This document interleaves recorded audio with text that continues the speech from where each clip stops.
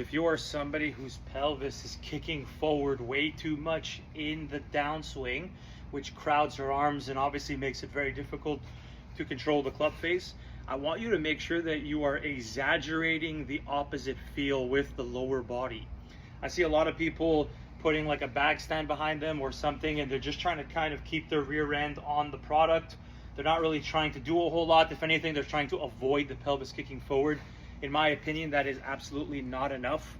We need to exaggerate the opposite pattern of what your tendencies are, and you need to go extreme with it. Especially when you're doing it at a high speed, you're gonna find it hard to feel the difference. So what would be the opposite? So let's say there's a player who, used to come down really steep, and then in order to combat this steepness, they would kick the pelvis forward, trail heel, trail foot kicks up early, pelvis then crowds the hands, there's no space here. But the good news is that movement, as bad as it looks, is a shallowing mechanism, so the club eventually will get behind them. But then there's no space, so everything has to work away from their body. A lot of club face rotation, big blocks, big hooks, it's a disaster. So obviously the root cause of them kicking the pelvis and coming out of their posture was to correct the steep club. So let's say this golfer worked with a coach or by themselves, and they started to get the club coming down on a shallower plane, but then they still crowd the pelvis forward and get stuck. Well, now you're even more inside out, low point way behind the ball, really hard to hit proper divots in front of the ball, a lot of drop kicks, obviously start line issues and all of that. So the situation there then becomes, well, now that the club is on a better plane, there is room for me to now change the way my pelvis works to not only create space for the hands, but to allow my body the ability to then rotate, and the rotation takes that shallower club, brings it back in front of us so we're no longer stuck. And then from here, because my pelvis is staying back, there's a lot of room for my hands to then continue to arc around my body. So that would be the ideal goal.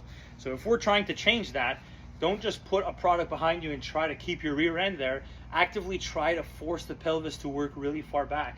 Meaning, if I go to the top and my pelvic tendency is to kick forward by 2-3 inches, well, in order to even just keep it in that same position on the way down, it has to go the other way by 3, 4, 5 inches, right? So my rehearsals, especially on the driving range, should look a lot more extreme, meaning as this club starts to now shallow out better, I'm actively working my pelvis really, really far back. And as I do that, my spine is naturally going to flex forward a lot more in order to keep me balanced, right? Obviously, if my pelvis goes backwards, it's shoving my weight more into my heels.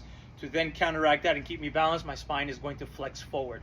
So now my spine is changing the way it moves instead of extending upwards too early.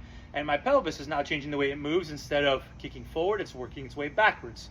So this would be an extreme, but it's a really good way to practice when you're on the range. So you're going to do a lot of rehearsals where you're going to go up and pause. And obviously, as this club is now under the assumption that it's on a better plane, instead of the pelvis kicking forward and the spine extending up, we're going to work the pelvis really far back and the spine's going to flex over. And then from here, just feel like you're shifting your weight and extending your arms in the follow through towards the target. Okay, so it should really feel like our weight is shifting forward.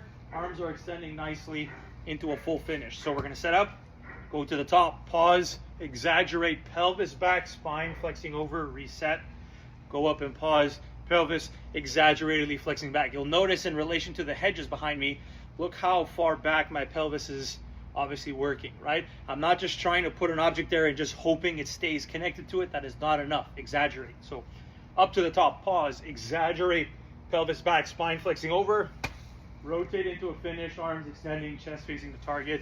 We will start to change that early extension, but you need to get extreme with it, okay?